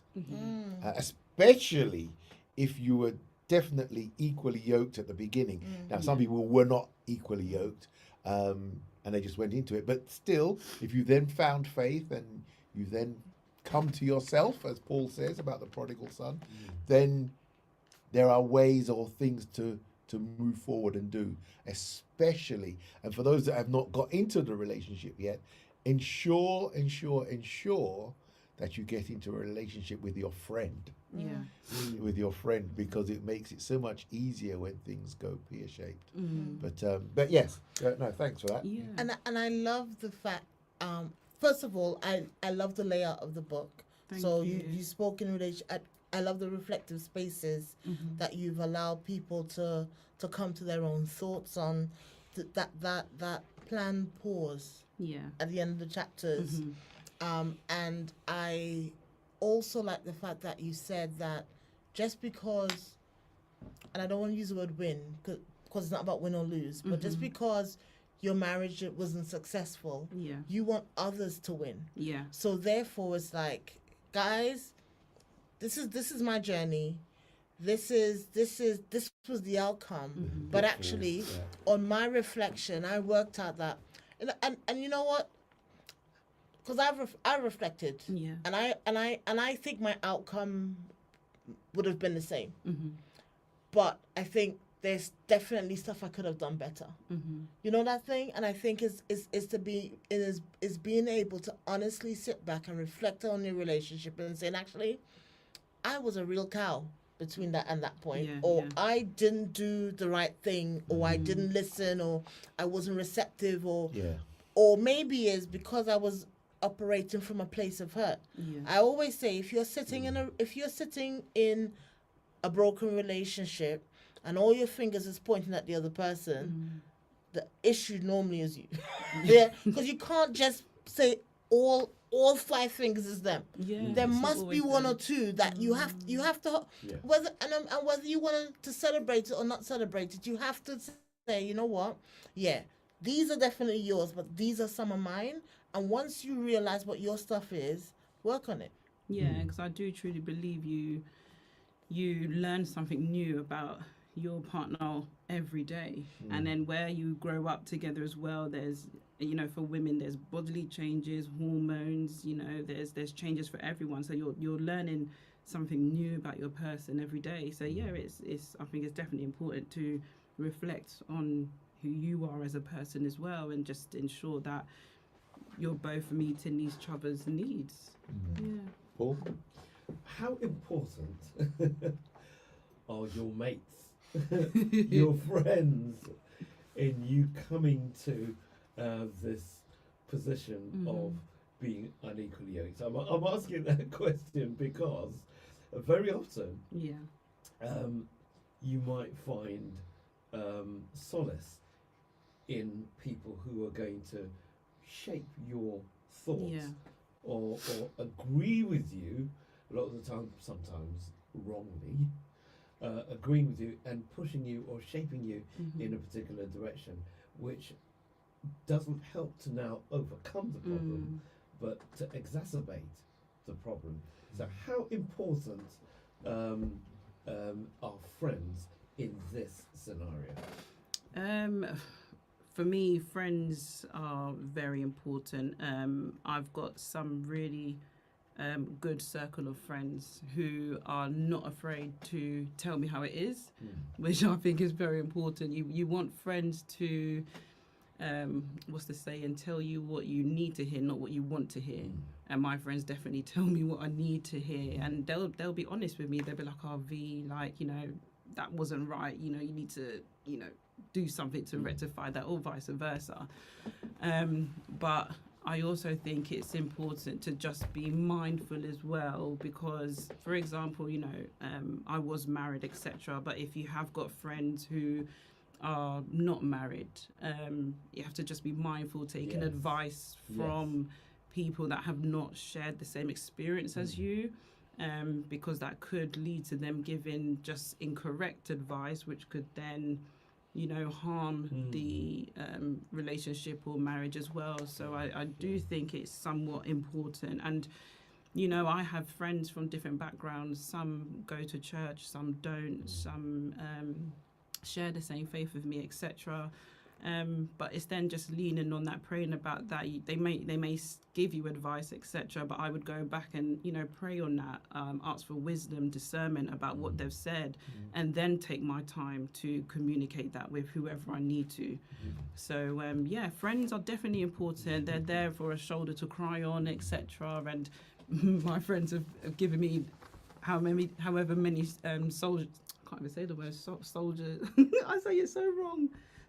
Shoulders. Yeah, that word, honestly, Shoulders get to that cry. wrong. Shoulders Yeah. to cry on. Yeah, they've given me a lot. So, yeah, well I love my friends, but it's important to ensure that you've just got friends that are there for you, love That's you, right. and will be honest with you. Well, those are the honest, Yeah. I think that's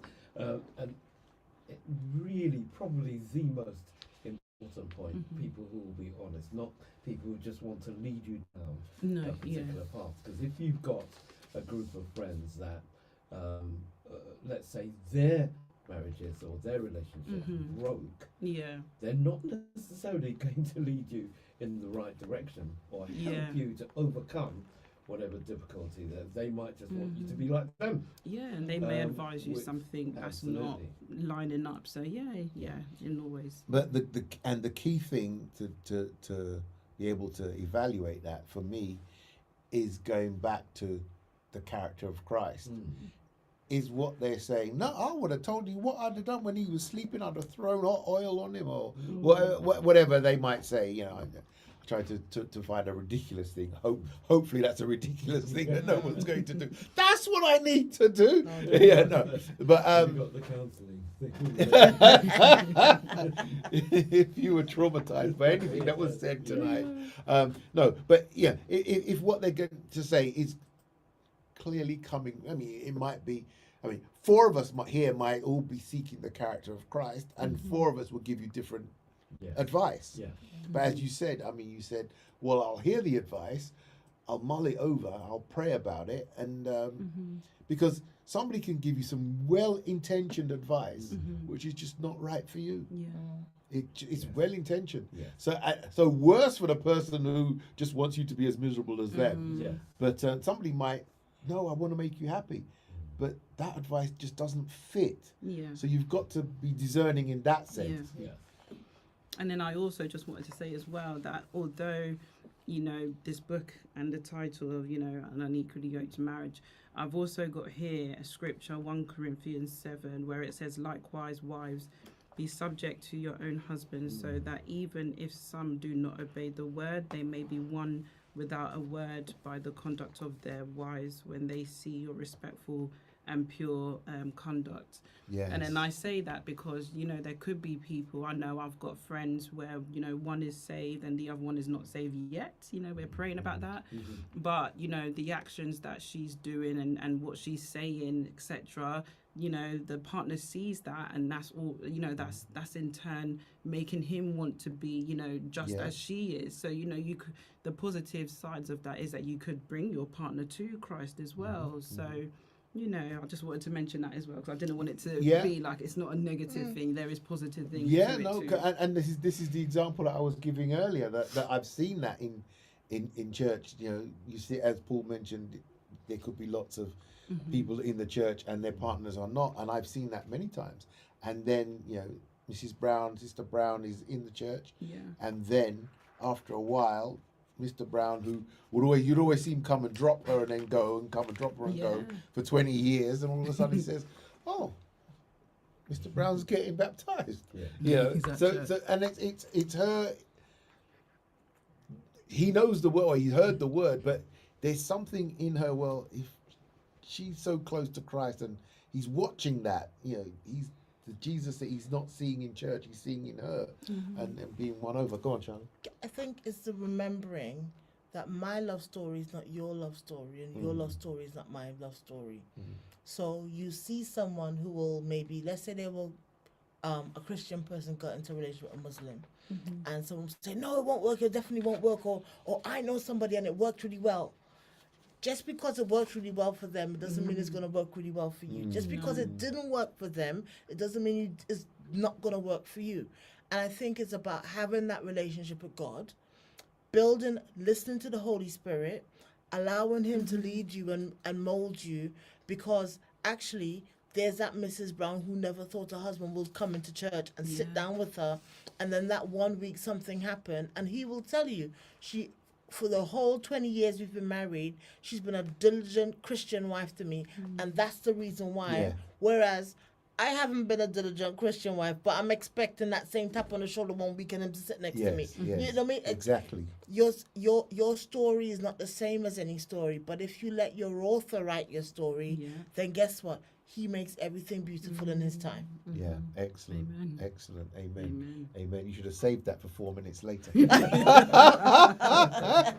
no, that yeah, you remember that one. You got to say it again. No. It says here. If you find yourself in that situation, remember to stay faithful. Continue to live out your faith with integrity. And I think that's the example there of what we're saying. If you continue to live out your faith with integrity, show love, not pressure. Your example matters more than your arguments. So, continue to pray. Trust that God can work in ways that you cannot. Also, seek wisdom. Talk to trusted mentors, leaders, and or counselors, and always seek wisdom for future relationships. So it's giving you a whole cornucopia of things to keep in mind, and that's the real key. I think that we've got to remain as open-minded as we can, keeping our mind focused on our goals, what it is that we want to achieve. And I like how you said, you went down a road and you got yourself divorced, but a lot of your journal is showing this is how I can try and point you in the right direction. If you try these things, especially if you find yourself in a little bit of a rut where you're not equally yoked, these types of things are the things that you can think about, you can try and practice, you can try and do. And there may be a way to save your relationship or become equally yoked again. Especially if you've sort of moved apart. Remember, strong relationships require shared direction, shared purpose, shared foundation. And if we can, and the key word that came up in each three of those examples was shared. If we get to a point where we're not sharing anymore, then we're kind of losing the battle. We've got to get to a point where we're continuing to share, even if we just had an argument. We're continuing to share, and we can't do that if you're not really my friend anymore. We've got to find our way through that. So is that our time up? Our time is virtually up. What one last thing would you like to leave with our listeners about the topic? An unequally yoked man. Her social media handles. Buy the book. Buy the book. Just don't give up. Don't give up in your faith. Keep trusting God. Trust the journey. Trust the process.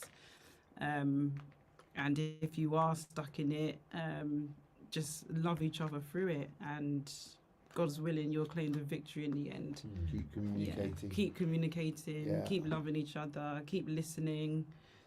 And by God's grace, it will work out for you. Velita, thank you very much for Thank you. past 2 hours. Yeah. Great conversation we had with you. Indeed, The book, indeed. An unequally yoked marriage from my eyes to yours. An Okay, can I yoked just marriage from jump my in eyes here? to yours. I want to be generous. You're going to be generous. I'm going to be generous. I'm going to ask you, Belita, Yeah. to Give me a book. That's not give you a- being to- generous. not to give Mark, no. To pose a trivia question or pose a question that would give the answer that someone could win your publication. Okay, go on. Oh I'm ready. my word. Yeah. Put me on the spot. Okay. Oh, I need some examples. No, Need no, some it's you. examples, I can give you an example. Yeah. What's on page? No, Because I'm going to read the no, answer. Okay. No. I want to win the book Okay. Let's have a look. based on what we've discussed this evening. Yeah. Yeah. So I would say probably chapter. Well, actually, no. No. To be fair, they won't have the book. Oh, they So won't. it's got to be a question that, maybe even a biblical one, but a question that would gain the interest of a listener who Mhm. could then give the answer, and we will tell them next week. Oh, I have to Yeah. wait a week for my book. We'll have to that next week in our final episode of the season Oh, for our birthday. and our birthday. Yeah. For our Because birthday. it is the Fourth anniversary? Yeah. fourth. May the fourth anniversary. be with you. Yeah. Oh, sorry.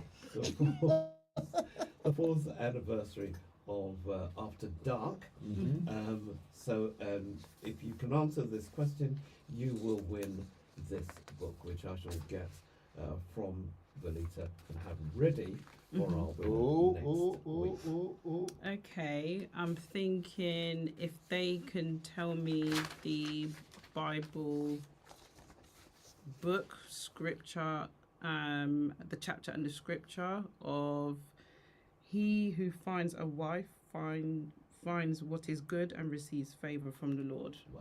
Okay, all right. Can I have my And book, Mark please? is disqualified. Because he saw me. No, but I know that But he verse. knows the text. I know the verse. I know the Alright. verse. So if you can so- find that verse, yeah, Thank you. Okay, so first, much. first one in, and then we get a book. yeah. Can I just shout out, proud of you, sis, your brother Chris. Oh, So thank Oh, you. Hello, got the Chris. fan club. Chris is Thank li- you very Chris much. is He's listening. my twin brother. Oh, right. Oh. Okay, Chris. Oh. I'm a twin. Yeah. Oh, Yes. lovely. And Lovely. then could I give like 2 shout outs? You can Yes, give you to can. So I Absolutely. just want to give a shout out to my dad, Steve Smith. He's also an author. Ah, He Steve Smith. yeah, is your Steve dad. Smith is my I dad. know your dad. You know, he's gonna like that when he hears it. I know your dad. Um, Yes, he is a great author. Yeah, he Yes, wrote he is. British Black Black Gospel. music, gospel So music, just yes. wanted to give him a little plug. There you go, Right. Daddy. Okay. So yeah, that's my dad and my mum, Donna. Just want to say thank you Yes. to both my parents. She's a writer as well. She's written articles, etc. So it seems to run in the family. But yeah, just want to give a shout out to my parents because yeah, they've been really good to put up with me and Wonderful. yeah, love them and my family and friends. Thank you for the support and the encouragement today because they knew that Yeah. today would be quite. You It's were coming new on. to me, yeah. And they've given me so much support, so Wonderful, thank you. wonderful. Well, from one twin to another. You're thank twin as you. well? I am, and I have a Oh. twin sister. Oh my gosh, Right. it's crazy. Yes. So thank you so much for taking the time to be with us, and we are very proud of your book. And Oh, thank you for so sharing. much. Thanks a Thank lot. you. God bless Cheers. you. Bye bye. With life, conflict, bereavement, fear, relationship, anger, depression, negative thoughts, trauma, and uncertainty can all cause emotional imbalance. Don't struggle alone. CCS. CCS, your trusted confidential counseling service is here. Yeah, we got them. Call our listening line on 03301 332 945. Our office line for We got a appointments winner. You got to watch next week to get. Stay tuned. We got a winner. You got a winner. or visit our website. Did that,